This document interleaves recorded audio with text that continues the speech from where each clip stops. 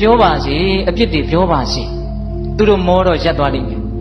ဟုတ်လားသူတို့ပြောတာကိုကိုကမခံခြင်းဖြစ်နေမှသူတို့ကအဲ့ဒါအရသာရှိပြီးတော့ဆက်ပြောနေမှာဗျာ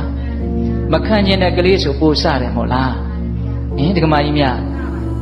အဲ့ဒါလိုမျိုးနော်အဲ့ဒီမှာမြတ်စွာဘုရားကယဟန်တော်တွေကိုဟောတာအာနာကောဝသင်္ကမေသဗ္ဗတောပတိတံတရံအတိဝါကျံတိတိခတံဒုတ်တိလောဟိပဟုတ်ဇနောจิตအာနန္ဒာစစ်ပွဲမှာဆင်နွှဲနေတဲ့စစ်စင်ကြီးဟာတစ်ဖက်ရန်သူတွေကနေပြစ်လာတဲ့မြားတံတွေကိုခါချပြီးတော့စူးလာရင်လည်းစူးပါစေလို့ကြံ့ကြံ့ခံတယ်လို့မျိုးတဲ့ငါဘုရားလည်းပဲလောကစစ်မြေပြင်မှာပြစ်ခတ်လာတဲ့စကလုံးမြားတံတွေကိုငါကြံ့ကြံ့ခံမယ်နော်အတိဝါကျံတိတိခတံအတိဝါကျံဆိုတာလွန်ကဲကိုပြောလာတာပြောတဲ့အတိုင်းတာထက်လွန်ပြီးတော့ကိုပြောလာတာလွန်ကဲတဲ့စကားပေါ့အဲ့ဒီစကားကိုဘာလို့မှလဲတိတိခတံငါသိခံလိုက်မယ်သိခံသည်ဖြစ်စေဒေါသဖြစ်သည်ဖြစ်စေသိခံလိုက်ရင်တော့ကိုကသိခံတာကြီးကိုရလိုက်တာပဲ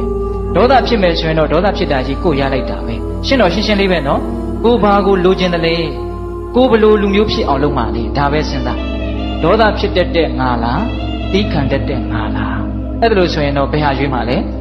သိခံတတ်တဲ့ငါလို့ရွေးမှာပေါ့နော်ဒါပေမဲ့တကယ်တွေ့လာပြီဆိုရင်တော့ဒေါသဖြစ်တဲ့ငါကိုပဲရွေးပြီးသားဖြစ်နေတယ်ဒကမာကြီးများမြတ်စွာဘုရားကဒါကြောင့်လွန်ကျူးပြီးတော့ပြောတဲ့စကားတွေကို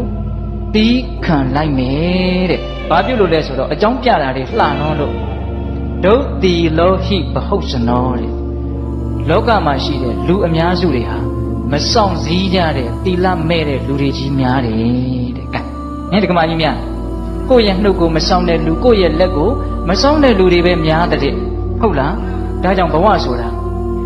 စူးကြားမှာတီးရတဲ့ဘူးသီးလိုပဲတခါတလေဟိုလိုလှုပ်လဲအပြစ်မလွတ်ဒီလိုလှုပ်လဲအပြစ်မလွတ်ဟုတ်လားအဲ့ဒီတော့တိုင်ပြောချင်ရပြောပါစေ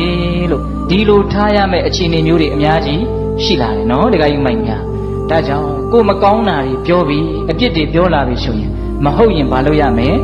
သိခံရမယ်ဟုတ်ရင်တော့ဘာလုပ်ရမလဲပြင်ရမယ်သူများဘာတွေလှုပ်တယ်မလှုပ်ဘူးဆိုတာကိုယ့်အတွက်ဘာမှအရေးမကြီးဘူးဗျတကယ်ကတော့သူလှုပ်တာသူ့ကံလေဟုတ်လားသူ့ကံဟာသူ့ကိုပဲအကျိုးပေးမှာလေရှင်းလေးနော်ဒကာကြီးမိုင်းများကိုလှုပ်တာကိုကံသည်ကိုကိုအကျိုးပေးမယ်